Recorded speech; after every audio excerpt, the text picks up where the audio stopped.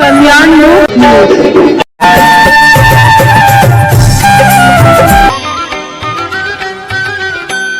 ಬೀದರ್ ಜಿಲ್ಲೆಯ ಶರಣರ ನಾಡು ಎಂದು ಪ್ರಸಿದ್ಧ ಆಗಿರುವ ಬಸವ ಕಲ್ಯಾಣ ನಗರದಲ್ಲಿ ಶಿವಶರಣ ಸಮಗಾರ ಹರಳಯ್ಯನವರ ವೃತ್ತದಲ್ಲಿನ ಸಮಾಜ ಭವನದಲ್ಲಿ ಸಮಾಜ ಬಾಂಧವರು ಈಚೆಗೆ ಸಭೆಯನ್ನು ಹಮ್ಮಿಕೊಂಡು ತಾಲೂಕು ಶಿವಶರಣ ಸಮಗಾರ ಹರಳಯ್ಯ ಸಮಾಜ ಸಂಘದ ನೂತನ ಪದಾಧಿಕಾರಿಗಳನ್ನು ನೇಮಕ ಮಾಡಿದ್ದಾರೆ. ಅಧ್ಯಕ್ಷರನ್ನಾಗಿ ಶಿವಾಜಿರಾವ್ ಕಾಂಬಳೆ ಅವರನ್ನು ನೇಮಿಸಲಾಗಿದೆ.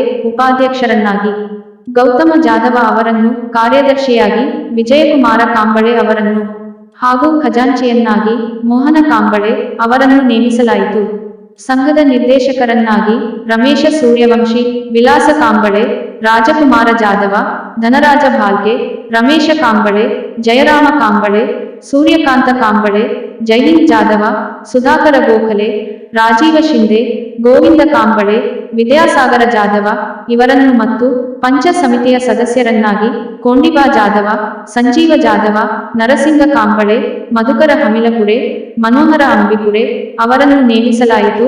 ನಂತರ ನೂತನ ಪದಾಧಿಕಾರಿಗಳ ಸನ್ಮಾನ ಹಮ್ಮಿಕೊಂಡು ಪುಷ್ಪಮಾಲೆಗಳಿಂದ ಎಲ್ಲರಿಗೂ ಸನ್ಮಾನಿಸಿ ಗೌರವಿಸಲಾಯಿತು. ಸಮಾಜದ ಪ್ರಮುಖರು ಪಾಲ್ಗೊಂಡಿದ್ದರು.